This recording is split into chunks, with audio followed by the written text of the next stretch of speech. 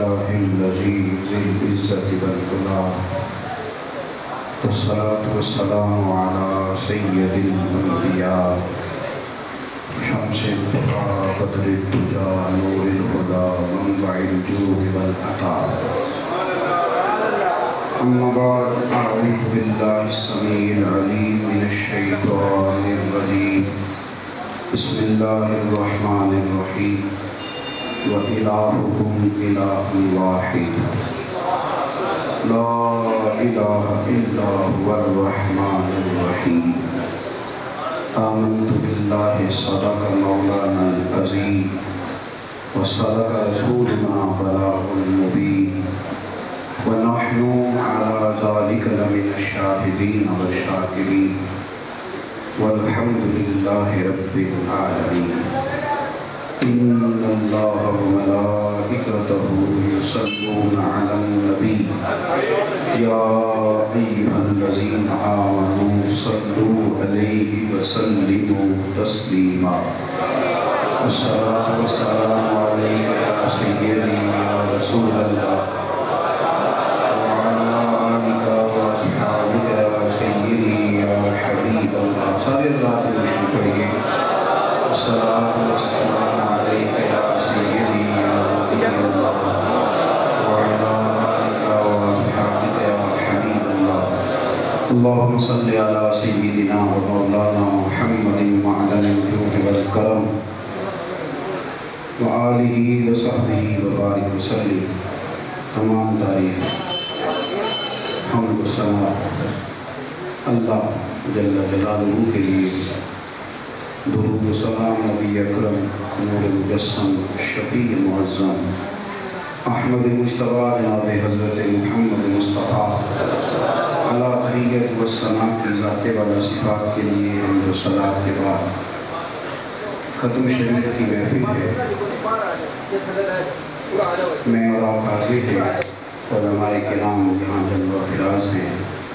اللہ تعالیٰ ہماری حاضری کو قبولیت کا درجہ عطا فرمائے. قرآن مجید فرقان حمید کی بڑی معروف آیہ کریمہ میں نے تلاوت کی ہے.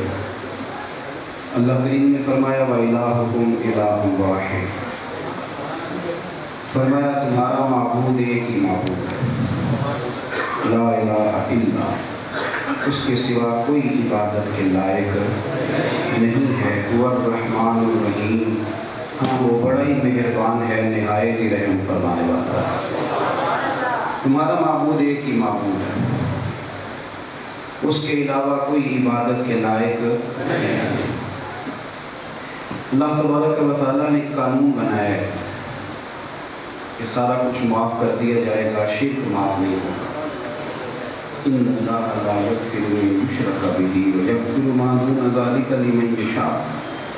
فرمایا بے شک اللہ معاف نہیں کرے گا اس کے ساتھ شرک کیا جائے گا, اس کے علاوہ وہ جو چاہے گا اپنے فضل سے معاف فرمائے گا. آپ لوگ بیٹھ جائیں بیٹے, آپ بھی بیٹھ جائیں گے. حضرات جو بیٹھ سکتے ہیں وہ بیٹھ جائیں. اللہ آپ کو دے بیٹے بیٹھ کر نیچے. اور ویڈیو مطلب بن گئی اب ماشاءاللہ, کھینچ لیا آپ نے تصویریں, اتنی کافی ہے. یہ ویڈیو والے تو بھائی کا نمبر لے لیں گے, آپ کو دے دیں گے. تھک جائیں گے آپ لوگ, پریشانی بنے گی آپ کے لیے. تو ویسے بھی ہر چیز کیمرے کی آنکھ سے نہیں دیکھنی چاہیے. جب کوئی چیز لائیو ملے تو اسے لائیو دیکھنا چاہیے. آپ تھوڑی میری بات پہ توجہ فرمائیں. میں چند باتیں آپ سے کرنا چاہتا ہوں اور آپ سے کرنا چاہتا ہوں. اللہ آپ کو خوش رکھے.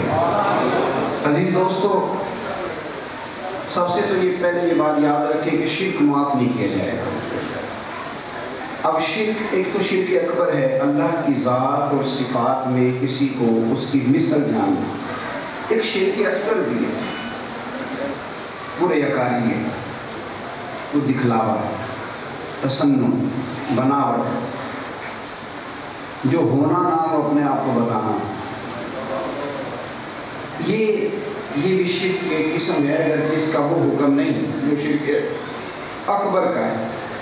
لیکن ابو داؤد شریف میں حدیث موجود ہے, حضرت عمر فاروق رضی اللہ تعالیٰ عنہ فرمانے لگے کہ میں نبی کریم صلی اللہ علیہ وسلم کے روضہ انور پر قبر اطہر پر حاضری دینے کے لیے پہنچا میں نے وہاں حضرت معاذ ابن جبل رضی اللہ تعالیٰ عنہ کو بیٹھے اور روتے ہوئے دیکھا۔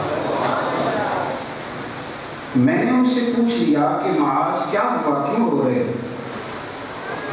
تو وہ کہنے لگے عمر، نبی کریم علیہ السلام کی 2 حدیثیں ہیں جنہوں نے مجھے رلا دیا ہے۔ ایک تو سرکار نے فرمایا ہے کہ رب فرماتا ہے جس نے میرے ولی سے دشمنی کی میرا اس کے خلاف اعلان جنگ ہے، تو میں اس بات سے بڑا ڈرتا ہوں تو رو رہا ہوں۔ دلیل اس کی کیا؟ شارحین فرماتے ہیں کہ اصل بات یہ تھی کہ وہ رو اس لیے رہے تھے کہ کیا پتہ چلے گا ولی کون ہے، کہیں بھولے سے بھی بے ادبی نہ کر بیٹھے۔ یہاں تو لوگوں کو پتہ ہے نا داتا صاحب ولی ہیں، پھر بھی بے ادبی کرتے ہیں۔ پتہ ہے خواجہ اجمیر ولی ہیں، پھر بھی لوگ باز نہیں آتے، وہ رو رہے ہیں کہ کہیں بھولے سے بے ادبی نہ ہو جائے۔ اور ہم تو خیر ہیں، ہم تو پیدا ہی تنقید والے دور میں ہوئے، یہاں تو تنقید لوگوں نے پہلے سامنے رکھی ہوئی ہے۔ اور دوسرا، حضرت معاذ ابن جبل رضی اللہ تعالیٰ عنہ فرمانے لگے اس لیے رو رہا ہوں کہ نبی کریم علیہ السلام نے فرمایا تھوڑی سی ریاکاری بھی شرک ہے، تھوڑی سی ریاکاری بھی، بولیے، تھوڑی سی ریاکاری بھی شرک ہے، تھوڑی سی۔ تو ہم انسان ہیں، کبھی دکھاوا ہو ہی جاتا ہے، تو رو رہا ہوں، رو رہا ہوں۔ میرے دوست، انسان جب دنیا سے جائے گا نا تو جو کام جو عمل اس کے کام آئے گا وہ خلوص والا عمل ہوگا، دکھاوا والے عمل کام نہیں ہے، دکھاوے والے عمل کام نہیں ہے۔ ہمارے ہاں بہت زیادہ خیر کے کام ہوتے ہیں، اور خرابی تب ہوتی ہے جب ہم اس میں دکھاوا کر بیٹھتے ہیں۔ بڑے خیر والے کام ہوتے ہیں، خرابی یہ ہوتی ہے کہ اس میں ہم بس وہ تصنع ہو جاتی ہے، ہماری خواہش ہوتی ہے کسی کو پتہ چل جائے۔ ہوتے ہیں خیر والے کام، لیکن ہم دکھاوا کیونکہ کر لیتے ہیں وہ خرابی ہو جاتی ہے۔ مجھے ایک بات بتلائیے، جس آدمی نے اپنے گھر کے اندر 10 لاکھ روپے کیش رکھا ہو، وہ کبھی گلی میں آ کے بتائے گا کہ 10 لاکھ پڑا ہے؟ آپ بولتے نہیں لگ رہے، بتا دیں گے کیوں؟ آپ کا اپنا ہے نا، جائز پیسے، پھر بھی گلی میں آ کے بتاتے ہو، تو تہجد پڑھ کے گلی میں آ کے کیوں بتاتے ہو؟ 10 لاکھ کو قیمتی سمجھتے ہو تو تہجد کی نماز کو قیمتی نہیں سمجھتے؟ 5 لاکھ روپیہ مسجد میں دے کے کیوں بتاتے ہو؟ اس کو قیمتی نہیں سمجھتے نیکی کو؟ بھائی جس بندے کے پاس 10 تولے سونا گھر میں پڑا ہے وہ کبھی نہیں بتاتا کہ میرے گھر میں ہے، لیکن جو کسی غریب کی شادی کرا دیتا ہے اس نیکی کو وہ قیمتی نہیں سمجھتا، وہ سارے محلے کو بتاتا ہے میں نے کرائی ہے۔ تم نے اس کو قیمتی نہیں سمجھا، قیمتی چیزیں تو چھپائی جاتی ہیں، ان پر تو لوگ پردہ ڈالتے ہیں۔ ہمارے یہاں دکھاوا ہوتا ہے، تصنع ہوتی ہے، بناوٹ ہوتی ہے، ہم بتاتے ہیں، دکھاتے ہیں، سمجھاتے ہیں۔ میں اکثر کہتا ہوں کہ محفلوں پہ آپ سوٹ کرا لیں نا، سوٹ کا پتہ ہے کہ نہیں؟ ہاں جی، سیانے بندے تمہیں پتہ ہے جی، آپ سوٹ کرا لیں نا تو وہ دیکھا دیکھی بھی شروع ہو جاتی ہے، ویڈیو بھی بن رہی ہوتی ہے نا، آپ کو پتہ ہے پھر ہمارا ناچ کا اس بندے کا نام بھی یاد کر لیتا ہے جس کے ہاتھوں میں دتی ہوتی ہے، پھر وہ کہتا ہے کہ حاجی صاحب بڑے عاشق رسول ہیں، تو پھر عشق کی سند لینی ہوتی ہے، تو پھر وہ دیکھا دیکھی بھی اسی شخص کو جو نوٹ مار رہا ہے نا، ویسے ایسے کر کے پھینک گیا 20,000 روپیہ، اس کو آپ کہہ دینا کہ جناب میں نے آج نماز پڑھی ہے تو آپ کے قاری صاحب کے کپڑے بڑے پرانے تھے تو 2 جوڑے سوٹوں کی انہیں لے دو۔ وہ کہتے ہیں مولوی کو بڑے تھے انہیں انہیں دبائے نہیں، اس کو کیوں کہ یہ کام چھپانے والا ہے، اس طرف آنے کو تیار نہیں ہوگا۔ ہمارا یہ جو دکھلاوا ہے اس نے بڑا نقصان پیدا کیا ہے۔ اگر آپ میری بات سمجھیں تھوڑی سی، تو دکھاوے والے جو لوگ ہوتے ہیں نا سب سے پہلے وہ خود پریشان ہوتے ہیں، سب سے زیادہ وہ آزمائش میں ہوتے ہیں۔ دیکھیں نا، جو آدمی چارہ کاٹتا ہوا بھینسوں کا اٹھ کے آ گیا نا مسجد میں، اسی طرح وضو کیا، پرانے کپڑے، اسے ٹینشن کوئی نہیں کہ مجھے دیکھتا ہے کہ نہیں دیکھتا، وہ سادہ بندہ ہے، اسی کسی دے کچھ بھی نہیں لگ دے نہ کوئی سادہ دردی، وہ سادہ بندہ ہے، اس کو کوئی پریشانی نہیں، کوئی دیکھے چاہے نہ دیکھے۔ تو جس نے نئی ویس کوٹ بنوائی ہے 4 لاکھ روپیہ اس نے دیا بال سیدھے کروانے کا، کپڑے آج نئے سلوائے ہیں، وہ تو بڑا پریشان ہے کہ اتنے پیسے لگا دیے کسی نے دیکھا ہی نہیں۔ سادی زندگی، اخلاص والی زندگی آسان ہوتی ہے. ریاکار آدمی تکلیف میں ہوتا ہے، اسے پریشانی ہوتی ہے. نبی رحمت سید عالم صلی اللہ علیہ وسلم نے فرمایا کچھ لوگ پہاڑ کے برابر نیکیاں لے کے جائیں گے قیامت کے دن، پہاڑ کے برابر، لیکن جب ان کا نامہ اعمال کھلے گا تو کچھ بھی نہیں ہوگا. اب ترغیب و ترہیب میں حدیث ہے، حضرت انس بن مالک راوی ہے، نامہ اعمال کھلے گا تو صفر. عرض کریں گے اللہ ہم نے تو نمازیں پڑھی تھی، روزے رکھے تھے، حج کیا تھا، صدقات کیے تھے، خیرات کی، جلسوں میں گئے، تعاون کیے، مسجدیں بنوائی، مدارس کے قیام میں ہمارا حصہ رہا. تو اللہ کریم فرمائے گا وہ میرے لیے تو نہیں نہ کیا، وہ جن کے لیے کیا تھا جاؤ ان سے کہو جا کے تمہیں اجر دیں، میرے لیے تو نہیں نہ کیا. ہمارا وہ جو دکھاوا ہے نا، وہ جو تصنع ہے، وہ جو بناوٹ ہے، مسجد میں لڑائی ہو جاتی ہے کس بنیاد پہ؟ کہتے ہیں اشتہار پہ سب کے نام لکھے، میرا کوئی نہیں لکھا. کیا بات کرتے ہو صاحب، اتنی دیر میں آپ دکھاوا کریں گے. وہاں بھی یہاں بھی بندے راضی کرنے پڑتے ہیں. آپ کو پتہ ہے محفل میں جو فجر کے وقت آ کے مسجد کھولتا ہے نا بوڑھا بابا، جو سارا سال فجر سے پہلے آ کے مسجد کھولتا ہے اور جھاڑو دیتا ہے، اس کا حق بنتا ہے کہ محفل میلاد کی صدارت کرے. اس کا حق ہے کہ وہ محفل میلاد کی صدارت کرے. اور اگر اس کے علاوہ کسی بندے کو تلاش کرنا ہو تو جو محلے کا سب سے غریب آدمی ہے اسے محفل میلاد کے اسٹیج پہ بٹھاؤ، اسے بتاؤ کہ آج وہ جلسہ ہے، آج وہ محفل ہے جس میں غریبوں کی سرکار کا ذکر ہونے والا ہے. اسے پتہ چلے کہ مجھے عزت نہیں ہے.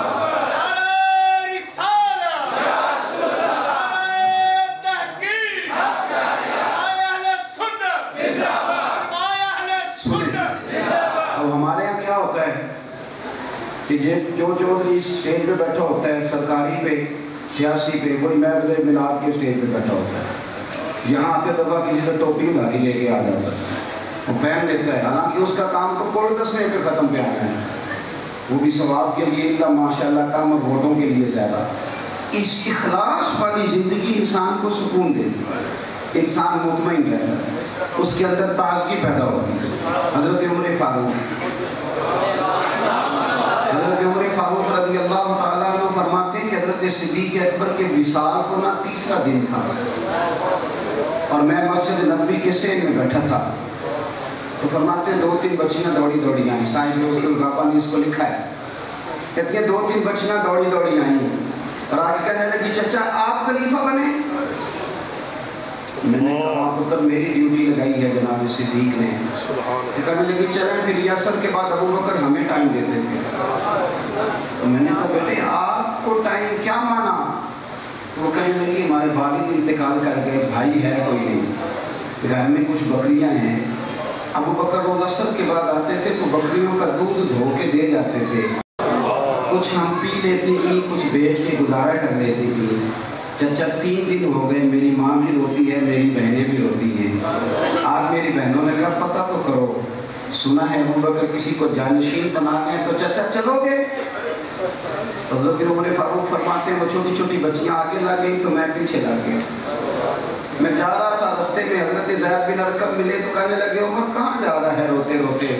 تو میں نے کہا یار سوچ رہا ہوں یہ ابو بکر میرے لیے رستہ کتنا مشکل بنا گیا، ان کی راہوں پہ کیسے چلوں؟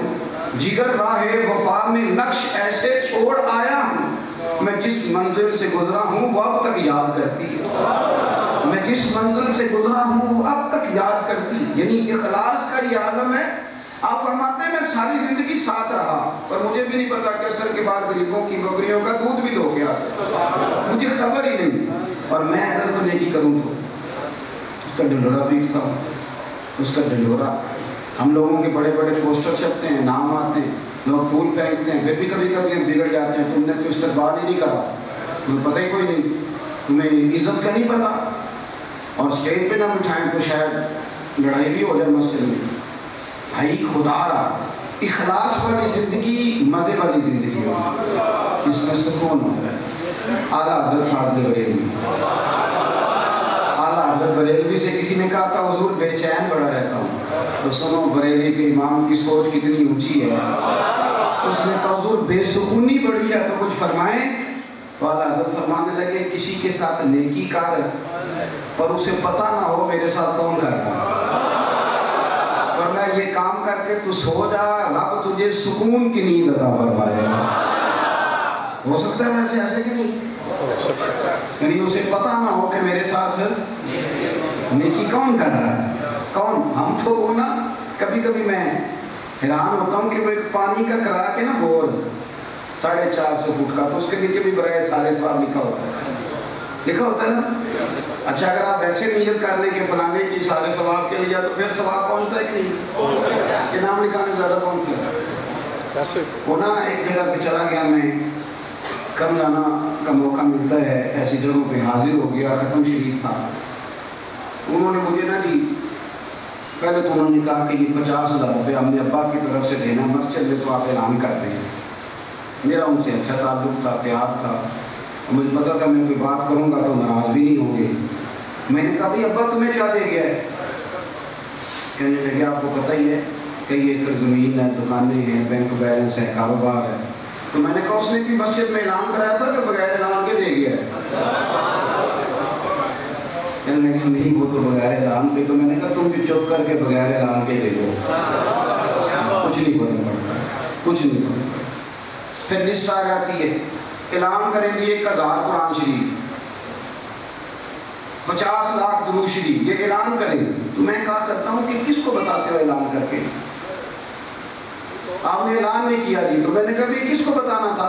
بولیے اجر کس نے دینا ہے؟ اس کو بتانے کی ضرورت ہے ہمیں کیا ہو رہا ہے؟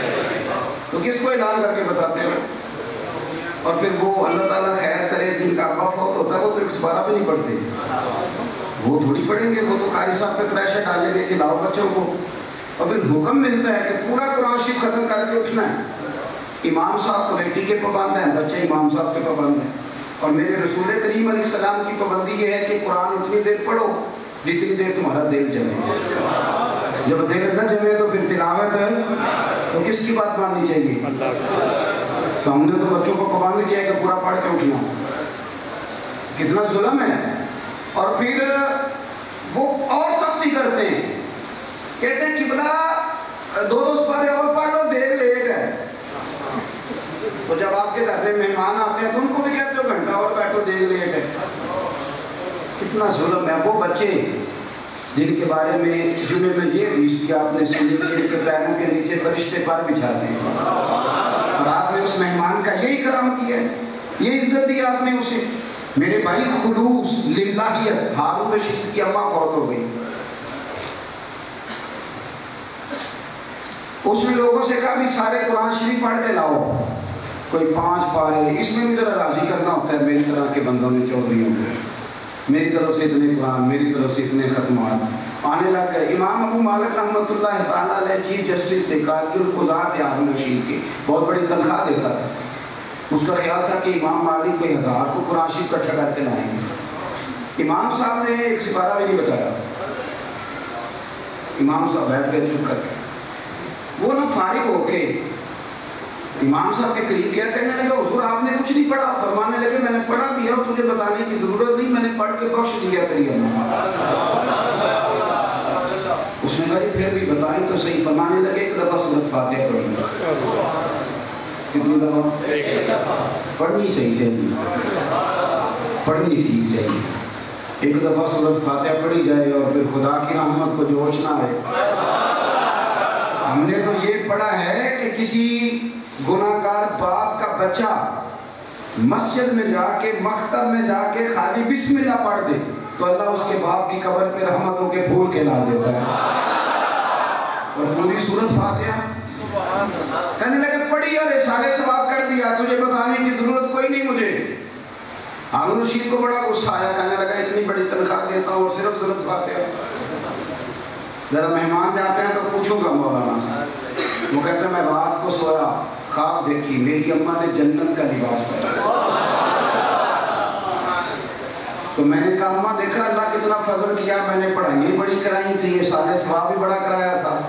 تو اماں کہنے لگی پتر مجھے باقی کا تو نہیں پتا، پر جو امام مالک نے سورۃ فاتحہ پڑھی تھی اس کی برکت سے رب نے میرے بات ہو جانا کوئی ہے، ہاں کیونکہ بات بھی سچی ہے۔ میں کہا کرتا ہوں کہ ریاکاری کا اگر میں سادہ ترجمہ کروں نا تو ریاکاری کا مطلب ہے اداکاری۔ جو ریاکار ہوتا ہے نا یہ بنیادی طور پہ اداکاری بندہ لمبی کر نہیں سکتا، تھک جاتا ہے، کتنی کو دیر کرے گا۔ اخلاص والا آدمی نارمل زندگی گزارتا ہے، نارمل، کیونکہ وہ جو کر رہا ہے وہ مشکل نہیں ہے اس کے لیے، وہ سیدھا سیدھا کر رہا ہے جو بھی کر رہا ہے۔ خلوص والی زندگی، وفا والی زندگی، پریم والی زندگی، پیار والی، یہ چھوڑ دیں دکھلاوے، آپ تھوڑا کریں پر کریں رب کی رضا۔ حضرت عبداللہ ابن مبارک رحمۃ اللہ علیہ کا محدثین میں بھی بڑا نام ہے اور صوفیاء میں بھی بڑا نام ہے، اور یہ وہ عظیم آدمی ہیں جن کی تعریفیں داتا گنج بخش علی حجویری جیسے لوگ بھی کرتے ہیں۔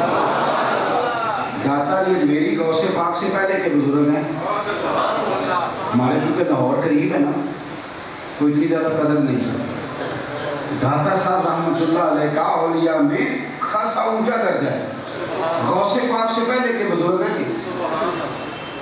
تو داتا صاحب حضرت عبداللہ ابن مبارک کی تعریفیں کرتے ہیں۔ حضرت عبداللہ ابن مبارک رحمۃ اللہ علیہ نا اکثر آتے تھے اپنے گھر سے علماء کوفہ سے ملنے۔ اب تو ہمارا مزاج نہیں رہا، علمی ذوق نہیں، ہم کوئی مسئلہ کسی عالم سے پوچھنے بھی اس لیے جاتے ہیں کہ وہاں سے پوچھ کے آئیں گے پھر اپنے امام صاحب کو تانگ کریں گے، ناراض ہو گئے، پھر ان کو بتائیں گے کہ انہوں نے کیا دسیا۔ تو میں اکثر کہا کرتا ہوں کہ ایسا نہ کرو، اس لیے کہ نبی کریم علیہ السلام نے فرمایا جس نے علم اس لیے سیکھا کہ جاہلوں پہ روب جمائے گا یا علماء سے بحث کرے گا، اللہ اسے جنت کی خوشبو بھی نہیں دے گا۔ علم کو نا گورکھ دھندا سمجھ کے نہ حاصل کریں، زیادہ باتیں کرنے والا عالم نہیں ہوتا، بلکہ انما یخشی اللہ من عبادہ العلماء، جو اللہ سے زیادہ ڈرتا ہے وہ بڑا عالم ہوتا ہے، اور یہ وہ تشریح ہے جو قرآن پاک نے بیان فرمائی ہے۔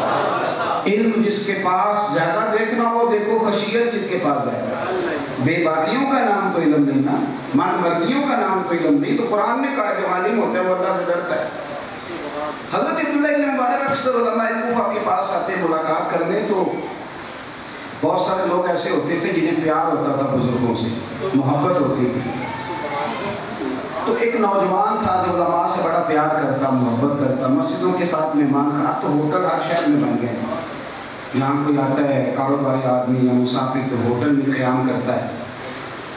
تو مسجدوں کے ساتھ مہمان خانے بنے ہوتے تھے، وہاں لوگ ٹھہرتے تھے۔ جناب عبداللہ ابن مبارک بڑے مالدار بھی تھے، وہاں رکتے تھے۔ تو ایک نوجوان کا بڑا شوق تھا علماء کی خدمت کرنے، بزرگوں کی وہ آتا، پانی پلاتا، روٹی کھلاتا، پیار کرتا۔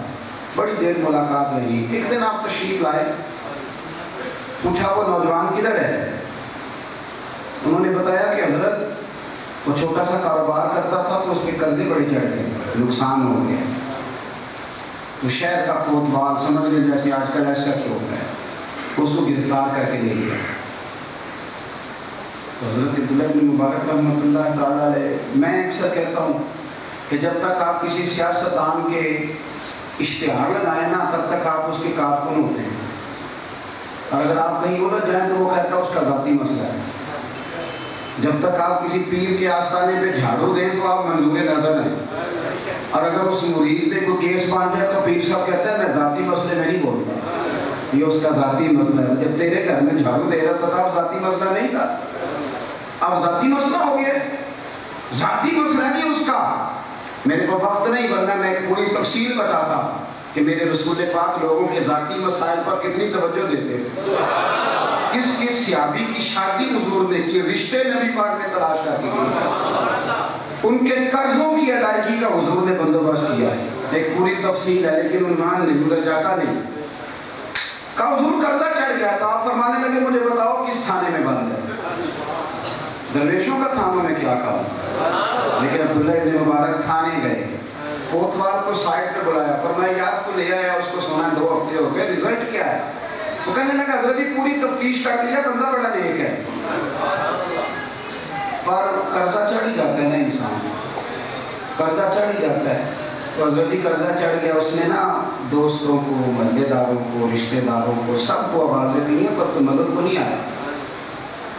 مشکل وقت میں ویسے کام ہی لوگ ہوتے ہیں، کیا کہہ رہا ہے، ہم بھی تھوڑا سا پھر تبصرے بدل لیتے ہیں، کہتے ہیں میں سمجھانا تھا ہنڈی میں جا کے لگنا، وہ تیری آنکھ کو یا سنگ ملامت کی چبھن، کون پہنچا ہے میرے درد کی گہرائی تک، دور شہرت میں تو یاروں نے کیا یاد بہت، پر ساتھ آیا نہ کوئی کوچہ رسوائی تک۔ اور میاں صاحب فرمانے لگے ساری عمر ہی آٹا گند ہے، لکھاں کیتے نہیں پیڑے، اب وقت آیا کہ محمد بخشا کوئی نہیں ہوں بیٹھا نیڑے۔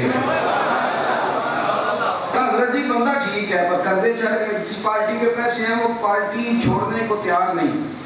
حضرت عبداللہ ابن مبارک فرمانے لگے پیسے کتنے؟ کہنے لگا 60,000 دینار، سمجھ لے 10 کروڑ روپیہ۔ بڑا مشکل کام ہے، لوگ سگے بھائی کی گارنٹی نہیں دیتے، بلکہ گارنٹی کیا دینی ہے اخبار بھی دے دیتے۔ فرمایا کتنے پیسے؟ کہنے لگا 60,000۔ سننا ذرا یاد رکھنا، یہ لوگ باہر سے نہیں آئے تھے، یہ وہی قرآن پڑھتے تھے جو میں پڑھتا ہوں اور آپ پڑھتے ہیں، اسی معبود کا کلمہ پڑھتے تھے جن کا ہم پڑھتے ہیں۔ فرمایا ایک شرط پوری کرے تو پیسے میں دے دیتا ہوں۔ کوتوال کہنے لگا حضور صاحب نے شاید سنا نہیں، 60,000 دینار ہے۔ فرمایا میں نے سن لیا ہے، پر میری ایک شرط پوری کر پیسے دیتا ہوں۔ اس نے کہا وہ کیا؟ فرمانے لگے اسے ساری زندگی بتانا نہ کہ اس کے پیسے کس نے دیے۔ میرے ساتھ وعدہ کر میں دے دیتا ہوں۔ کوئی بیٹھا ہوا مجھے دور دعا دیتا ہے، میں ڈوبتا ہوں پر سمندر اچھال دیتا ہے۔ کیا وعدہ کر تو بتائے گا نہیں؟ اس نے کہا جی ٹھیک ہے میں نہیں بتاتا۔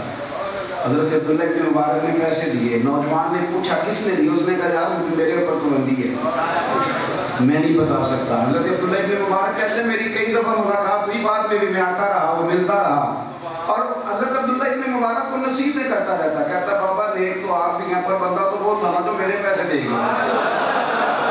آپ فرماتے دعا کر آپ مجھے بھی نیکی کی توفیق دے، کر کوئی دعا میں بھی نیک ہو جاؤں۔ بندہ تو وہ تھا جو میری رقم دے گیا۔ حضرت عبداللہ 15 سال بیت گئے۔ کتنے؟ 15 سال۔ ہمارا بھائی نا ہمیں نہیں اب کام کرتا، وہ لاہور گجرانوالہ کسی دوست کو فون کرتا ہے یا 50,000 کی ضرورت، وہ کہتا ہے بھائی سے اگر اس کو میں نے کہا تو پہلے تو بھابھی کو بتائے گا، اور دینے پتہ نہیں ہے کہ نہیں، سارے محلے میں خبر پھیلا دے گا کہ میرے سے پیسے مانگے۔ ہم نہیں کام آتے، ہمارا مزاج نہیں، اور کام آنے کے بعد دکھاوا اتنا کرتے ہیں کہ وہ نا اتنی شدت بن جاتا ہے کہ وہ چبھتا ہے، روح تکلیف ہے، دکھاتے ہیں اپنا، وہ زینت ناک ماحول سہانے کو بن کر۔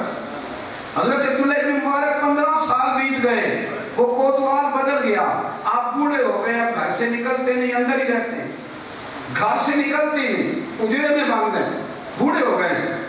وہ نوجوان کہتا ہے جیسے جیسے عمر بڑھتی میرے دل میں تڑپ پڑتی کہ کبھی میرا موسم مجھے ملے نا، میں اس کے پیر چوموں، میں اس کے پوتوں کی نواسوں کی بھی نوکری کروں، وہ کبھی مل جائے۔ وہ بھی بدل گیا تھا، کہتے ہیں کہ میں گزر رہا تھا تو وہ مجھے رستے میں مل گیا، کوتوال، میں نے پگڑی اتار کے اس کے پیروں میں رکھی، میں نے کہا تجھے اللہ رسول کا واسطہ ایک دفعہ بندے کا پتہ بتا دے۔ کہنے لگا یار تو نے واسطہ بڑا دے دیا ہے پر تجھے واقعی نہیں پتا؟ 15 سالوں میں پتہ ہی نہیں چلا کہ نہیں، ہر روز تو ان کی بغل میں بیٹھا ہوتا تھا۔ اس نے کہا کون؟ کہنے لگا شیخ عبداللہ ابن مبارک۔ وہ نوجوان کہتا پھر میں دوڑا، اس طرح دوڑا کہ سر سے پگڑی گر گئی، پاؤں سے جوتے ٹوٹ گئے، سر پر دوڑا۔ پر لوگوں نصیب دیکھو، دروازے پر پہنچا تو رش لگا تھا، لوگوں سے پوچھا کیا ہوا؟ کہنے لگے ابھی چند گھنٹے گزرے شیخ انتقال کر گیا، بے قدراں کو قدر نہ جاتی، کیتی خوب تسلی ہو، اے دنیا دار پجاری زردے کتیاں دے گل ٹلی ہو، بک بک روسن اکھیاں تکیو بیک حویلی کلی ہو، تے کوچ نصیر اساں جدو کیتی پہ جانی تھر تھلی ہو۔ فرمایا وہ چند گھنٹے پہلے وصال کر گئے۔ نوجوان کہتا ہے میں نے اندر قدم رکھا تو سفید کفن میں میں نے اس نورانی چہرے والے بابے کو لیٹا ہوا دیکھا، پھر میں نے اپنی داڑھی اس کے پیروں پہ رکھی، پھر میں نے کہا بابا تو نمازیں کتنی پڑھی تو جانے، تیرا رب جانے، تہجد کتنی پڑھی تو جانے، تیرا مالک جانے، کتنے لوگوں کو درس حدیث دیا تو جانے اور رب جانے، پر بابا جو تو نے میرے ساتھ کیا ہے نا، مجھے امید ہے اس ایک نیکی کے برکت سے رب تجھے بغیر حساب کتاب جنت عطا کرے۔ یارو نیکی تو وہ جو چھپی ہوئی ہے، نیکی وہ جو جس کا کسی کو پتہ نہ، وہ کیا نیکی ہوئی؟ اتنا تو ہم نے نوٹ نہیں لیے جتنا ہم نے اسپیکروں میں اعلان کرا دیا. کوٹ میں لگ گئی، شہرت ہو گئی، آگے پیچھے بتلا لیا، ہر آدمی تک خبر چلی گئی، بات دور پہنچ گئی. خدا اخلاص والی نیکی قیامت میں کام آئے، ہمیں بچائے گی. وہ اخلوص والا عمل تھوڑا بھی ہوگا نا تو اللہ تعالیٰ اس پہ اپنے فضل سے برکت پیدا فرما دے. خلوص پیدا کریں جہاں. آج میرے ملت کا سب سے بڑا مسئلہ خلوص ہے. اس سال میرے گاؤں کے میلے کی بھیڑ میں جو گم ہوا وہ ایک بھکارن کا لال تھا. اس فقیر کو تلاش تھی متاع خلوص کی، پر مخلوق چپ رہی کہ یہ مشکل سوال تھا. خدا تھوڑی تھوڑی مہربانی ہے، تھوڑی تھوڑی شفقت. میں لودھرا میں تھا، اسٹیج سے نیچے اترا تو ایک بابا جی میرے آگے کھڑے ہو گئے. میں نے پیر صاحب ایک بات کروں، ناراض تو نہیں ہو جائیں گے؟ میں نے کہا نہیں. کہنے لگا غریبوں کی پہنچ میں تو محفل میلاد بھی کوئی نہیں. کہنے لگا نہ نعت سننے کے پیسے ہیں، نہ محفل کرانے کے پیسے ہیں، نہ تقریر سننے کے پیسے. اب ہم نے اپنے نبی کی تعریف بھی سننی ہوں تو ہماری جیب میں بھری ہوں تو پھر ہی سن سکتے ہیں. میں نذرانے کا منکر نہیں ہوں، یہ تو سنت ہے، لیکن جو اسٹائل ہم نے اختیار کیا ہے وہ بہرحال قابل اصلاح، ہمیں اس پر توجہ دینی چاہیے. بات ختم کرنے لگا ہوں. امام حسین العابدین تیری نسل پاک میں ہے بچہ بچہ، تو ہے عین نور تیرا سب گھرانہ. امام حسین العابدین، حضرت امام حسین العابدین رضی اللہ تعالیٰ عنہ کو جب غسل دیا جا رہا تھا نا، اب لیٹے ہوئے تھے، غسل دے رہا تھا تو کمر پہ موٹے موٹے نشان تھے. لوگوں نے آپ کے صاحبزادے سے پوچھا حضور یہ کیا ہے؟ فرمانے لگے میرے ابا جی نا رات کو اپنی پشت پہ انار کے تھیلے رکھ کے غریبوں کے گھروں میں پہنچاتے. فوراً لوگوں نے کہا کہ آپ نوجوان تھے تو کہاں ہوتے تھے؟ تو صاحبزادے کہنے لگے میں کہتا تھا ابا جی میں دے آتا ہوں. وہ فرماتے تھے پتر اگر تجھے بھیجوں گا تو اس غریب کا نام بھی تجھے بتانا پڑے گا، میں اسے رسوا نہیں کر سکتا. ایک مجھے پتا ہے کہ میرے رب کو پتا ہے، تیسرا میں کسی کو بتانا نہیں چاہتا. یہ خلوص، یہ رنگ جب معاشرے میں پیدا ہوگا تو غریب کو پھر صرف آٹے کا تھیلا نہیں ملے گا، اسے ساتھ عزت بھی ملے گی، اسے ساتھ وقار بھی ملے گا. میرے اسلاف رحمۃ اللہ علیہ فرمایا کرتے تھے کہ جس غریب کی بچی کی شادی میں حصہ ملا ہو نا پھر اس کی شادی میں نہ جانا. جس بچی کی شادی کراؤ نا پھر اس کی شادی میں کوئی شریک، اس لیے کہ اس کا باپ تو تمہاری دیکھ بھال کرتا رہے گا. میرا موسم آ گیا، وہ تو کئی دفعہ تمہیں دیکھ کے پیچھے ہٹے گا. تو کسی کی نظر جھکانے کا نام اخلاص نہیں، لوگوں کی عزتیں بڑھانے کا نام اخلاص ہے. تو وَإِلَٰهُكُمْ إِلَٰهٌ وَاحِدٌ لَا إِلَٰهَ إِلَّا هُوَ الرَّحْمَٰنُ الرَّحِيمُ. تمہارا معبود ایک معبود، اس کے سوا کوئی اس لائق نہیں کہ اس کو شامل عبادت کیا جائے. ہمارے محبوب علیہ السلام نے ہمیں یہی سکھایا ہے. یہ جملے اللہ کو بڑے پسند تھے تو کہا محبوب آپ اپنی زبان سے کہہ رہے ہیں قُلْ إِنَّ صَلَاتِي وَنُسُكِي وَمَحْيَايَ وَمَمَاتِي لِلَّهِ رَبِّ الْعَالَمِينَ. آپ کہے محبوب کہ میری نمازیں، میری قربانیاں، میرا دنیا میں رہنا، ظاہری پردہ کرنا سب اس رب کے لیے ہے جو تمام جہانوں کو پالنے والا ہے. اللہ ہمیں سمجھنے کی توفیق عطا فرمائے. میری مجبوری ہے کہ مجھے ایک جگہ اور جانا ہے، اجتماع ہے، اس میں مجھے شریک ہونا ہے. میں جب کسی جگہ پہ جاتا ہوں اور آگے نہ جانا تو بیٹھتا ہوں، ایک ایک آدمی سے ملنے کی کوشش کرتا ہوں. بڑا آدمی نہیں ہوں، چھوٹا ہوں. اور آپ حضرات جب دھکے دیتے ہیں نا ایک دوسرے کو، پیچھے ہٹ جائیں پیچھے ہٹ جائیں، اور پھر یہ ہوتا ہے کہ جو پیچھے ہٹنے والے ہوتے ہیں ان کو جب کہا جائے پیچھے ہٹ جاؤ تو وہ اور آگے ہو جاتے ہیں.